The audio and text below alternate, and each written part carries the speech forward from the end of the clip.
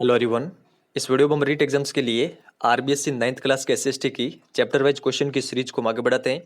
ये हमारा chapter number 2 है हिस्ट्री वाले पोर्शन से, जिसका नाम है विश्व के प्रमुख दर्शन। देखिए, इस चैप्टर के अंतर्गत वैदिक दर्शन है, जैन, बौद्ध, पारसी और इस्लामिक, इन सभी दर्शनों का वर्णन किया हुआ है। लेकिन ये सारे हमारे रीट एग्जाम के सिलेबस में नहीं है। रीट एग्जाम के सिलेबस में केवल वैदिक दर्शन दे रखा है। तो हम वैदिक दर्शन से संबंधित जो इंपॉर्टेंट प्रश्न बनते हैं वो हम इस वीडियो में कवर करेंगे। और अगर आप इस चैप्टर की पीडीएफ पाना चाहते हैं तो आप हमें टेलीग्राम चैनल पर ज्वाइन कर लीजिएगा। सिंपली आपको टेलीग्राम पर जाना है और वहाँ पर सर्च करना है जीके ट्रिक एजुकेशन, वहाँ पर आपको हमारा चैनल मिल जाएगा।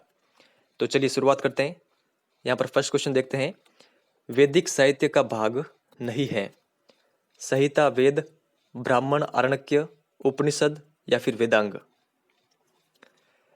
तो देखिए, इसका जो करेक्ट आंसर होगा, जो वेदांग है ये वैदिक साहित्य का भाग नहीं है।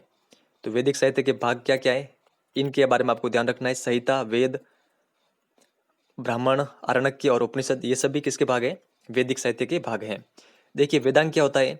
वेदांग जो ये वैदिक साहित्य है, वैदिक साहित्यों को समझने के लिए इनकी रचना की गई थी, वेदांगों की।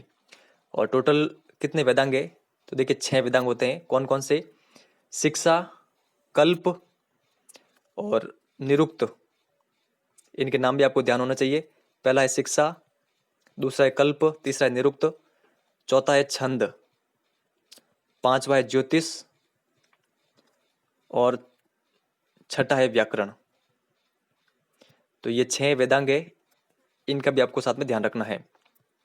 आगे देखते फिर। सबसे प्राचीन वेद हैं ऋग्वेद, यजुर्वेद, सामवेद या फिर अथर्ववेद। तो देखिए, जो सबसे प्राचीन वेद है वो है ऋग्वेद। ये आप ध्यान रखिएगा। कुल वेद कितने होते हैं? तो कुल वेद 4 होते हैं। चारों आपके सामने दे रखे हैं। इनमें जो सबसे प्राचीन है वो है ऋग्वेद। वैदिक काल में किन की पूजा की जाती थी? मित्र, अग्नि, वरुण, यमदेव, ब्रह्मा, विष्णु, महेश या फिर एक व दो दोनों। तो देखिए, वैदिक काल में पूजा की जाती थी मित्र, अग्नि, वरुण और यमदेव। तो फर्स्ट नंबर ऑप्शन और सेकंड नंबर ऑप्शन इसका करेक्ट आंसर होगा। तो देखिए, ऑप्शन नंबर 4 यहाँ पर करेक्ट है, एक व दो दोनों। तो इन सभी का नाम आपको ध्यान रखना है।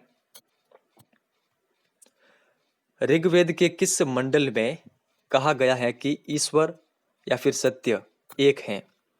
प्रथम मंडल, पांचवा मंडल, सातवां मंडल या फिर 10वां मंडल। तो देखिए, ऋग्वेद के प्रथम मंडल में यह कहा गया है कि सत्य या फिर ईश्वर एक हैं। तो ये आपको ध्यान रखना है। यहां पर ऑप्शन नंबर फर्स्ट हमारा करेक्ट आंसर होगा। मनुष्य के जीवन को आध्यात्मिक और भौतिक दृष्टि से उन्नत करने के लिए कितने पुरुषार्थों की व्यवस्था की गई है? 1, 2, 3 या फिर 4। तो देखिए, पुरुषार्थों की व्यवस्था की गई है 4। 4 पुरुषार्थ कौन कौन से हैं? तो देखिए, सबसे पहला है धर्म, सेकंड है अर्थ, थर्ड है काम और चौथा है मोक्ष। तो ये चारों आप ध्यान रखिएगा। धर्म पुरुषार्थ का अर्थ होता है कर्तव्य पालन और सदाचरण, जीवन में भौतिक समृद्धि प्राप्त करना, शारीरिक सुखों की प्राप्ति या फिर जीवन का परम लक्ष्य। तो देखिए, इसका जो करेक्ट आंसर होगा, जो धर्म पुरुषार्थ है इसका अर्थ होता है कर्तव्य पालन और सदाचरण। और जो देखिए अर्थ पुरुषार्थ है, इसका अर्थ क्या होता है? अर्थ पुरुषार्थ इसका अर्थ होता है जीवन में भौतिक समृद्धि प्राप्त करना, यानी धन प्राप्त करना। और जो देखिए काम पुरुषार्थ है, इसका अर्थ होता है शारीरिक सुखों की प्राप्ति। और जो सबसे अंत में है मोक्ष, इसका अर्थ होता है जीवन का परम लक्ष्य से।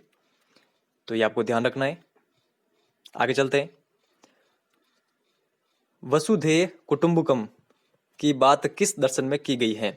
जैन दर्शन में, बौद्ध दर्शन में, वैदिक दर्शन में या फिर कोई नहीं। तो देखिए, इसका जो करेक्ट आंसर होगा, वसुधैव कुटुंबकम की बात कही गई है वैदिक दर्शन में। तो यहाँ पर ऑप्शन नंबर 3 हमारा करेक्ट आंसर होगा। महात्मा बुद्ध का जन्म किस वंश में हुआ था? देखिए, बौद्ध दर्शन हमारे सिलेबस में नहीं दे रखा है, लेकिन एक क्वेश्चन मैंने लिया है क्योंकि ये क्वेश्चन कई बार एग्जाम में आया हुआ है। अगर अनफॉर्चुनेटली रीट एग्जाम में भी आ जाए तो आपको इसके बारे में ध्यान होना चाहिए। तो देखिए इसका जो करेक्ट आंसर होगा, महात्मा बुद्ध का जन्म हुआ था साक्यवश में। तो यहाँ पर ऑप्शन नंबर सेकंड हमारा करेक्ट आंसर होगा। तो ये आप ध्यान रखिएगा। और इनका जन्म कब हुआ था? 563 ईसा पूर्व में। और ये भी आपको ध्यान रखना है, इन्होंने अपना शरीर कहाँ पर त्यागा था? महापरिनिर्वाण, तो कुशीनगर में। तो ये फैक्ट आपको ध्यान रखना है। कौन सा वेद प्रधान रूप से धर्मपरक सूक्त है? ऋग्वेद, यजुर्वेद, सामवेद या फिर अथर्ववेद? तो देखिए इसका जो करेक्ट आंसर होगा, जो ऋग्वेद है ये प्रधान रूप से धर्मपरक सूक्त है। तो यहाँ पर ऑप्शन नंबर फर्स्ट हमारा करेक्ट आंसर होगा। तो ये आप ध्यान रखिएगा, आपसे एग्जाम में पूछा जा सकता है कि प्रधान रूप से धर्मपरक सूक्त कौन सा है? तो ऋग्वेद है। यहाँ पर आपको सत्य कथन बताना है। यजुर्वेद और सामवेद में कर्मकांड परक धर्म के उद्देश्यों को बताया गया है। सामवेद में यज्ञों के गेय मंत्रों का संकलन है। अथर्ववेद में अभिचार परक मंत्रों का संग्रह है, या फिर सभी?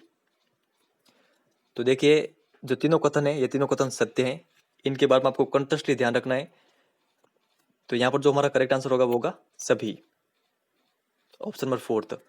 तो फ्रेंड्स, जो वैदिक दर्शन है इससे संबंधित जितने भी इंपॉर्टेंट प्रश्न बनते हैं ये मैंने आपके सामने रखे हैं। आज क्वेश्चन कम है क्योंकि इस दर्शन के अलावा भी इस चैप्टर में बौद्ध दर्शन दे रखा है, जैन दर्शन है, इस्लामिक दर्शन, पारसी दर्शन, तो उनके बारे में भी है, लेकिन वो हमारे सिलेबस में नहीं है तो हम उनको कवर नहीं कर रहे हैं।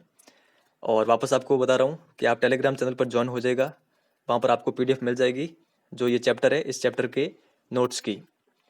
और जो हमने लास्ट चैप्टर देखा था उसकी भी चैप्टर वाली PDF मैंने टेलीग्राम पर प्रोवाइड करा दी है।